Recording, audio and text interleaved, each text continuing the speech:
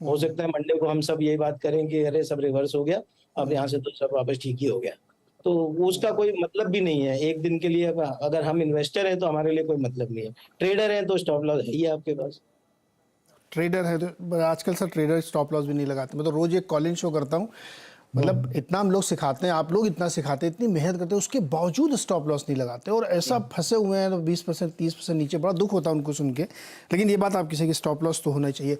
Pankaj sir, आपके तो बहुत सारे क्लाइंट के फोन आए होंगे आज दिन भर कि पंकज सर बचाइए, अब क्या करूं, कैसे करूं, क्या समझाया आपने उनको आज? नीरज जी नमस्कार। नीरज जी, आई थिंक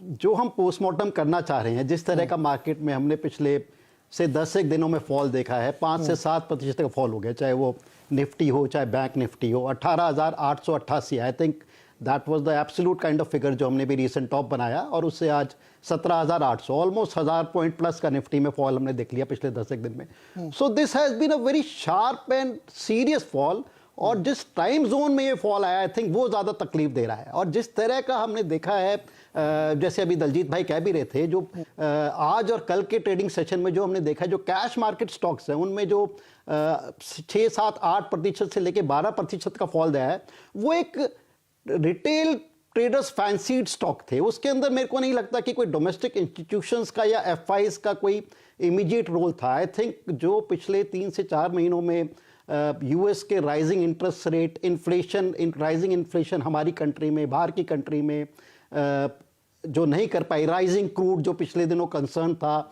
या एफआई सेलिंग जो कंसर्न था, वो शायद नहीं कर पाई, वो शायद एक कोविड के स्केयर ने पिछले 2-3 दिनों में कर लिया। और उसके अंदर एक प्रश्न चिन्ह लगा हुआ है कि ये कितना बड़ा स्केयर है, कि चाइना से न्यूज़ आ रही है, नहीं आ रही है। जैसा आपने कहा कि हमारे कई क्लाइंट्स फ़ोन कर रहे होंगे, I was arguing with one of my client कि भाई अगर हम ये मान के चलें कि इंडिया में ये स्केयर थोड़ा बहुत आने भी वाला है, अगर हम उसे एक ऑप्टिमिस्टिक नोट पे देखें, पॉजिटिव नोट पे देखें कि we are a well vaccinated country, और ये प्रूवन फैक्ट है कि हमारी वैक्सीनेशंस काफ़ी इफेक्टिव हैं।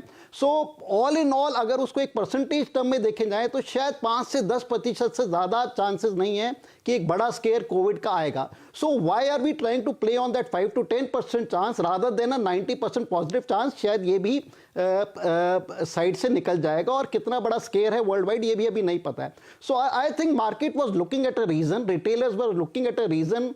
जो एक टॉप हैवी मार्केट हो गई थी, उसको कहीं ना कहीं एक कैस्केडिंग इफेक्ट आया है। और अगर हम पिछले 2-3-4 दिनों में देखें तो एफआईज या डोमेस्टिक इंस्टीट्यूशंस की इतनी बड़ी सेलिंग नहीं है, बट शायद इस बार पिछले 3-4 महीने में रिटेलर्स थोड़े से पैनिक हो गए हैं।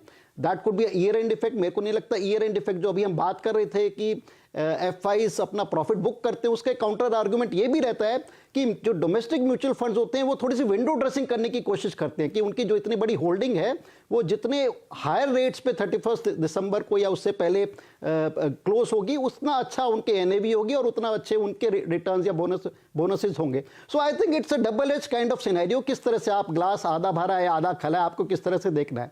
सो but I think market top heavy हो गई थी, market was looking for excuse to come down.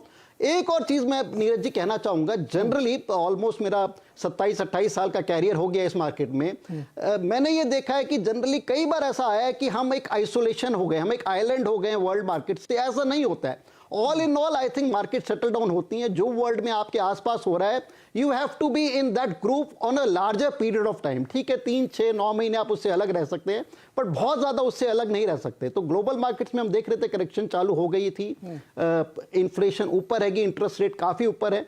So I think it was about to come, but जिस गति से आया है ये हमने बार बार देखा है, वो शायद थोड़ा सा चिंताजनक है और था। तो मतलब आप ये कह रहे हैं कि ओवर वैल्यूड था, बहाना चाहिए था उसको, एक वो बहाना कोरोना के बहाने आया हो या यूएस में बहुत स्ट्रॉन्ग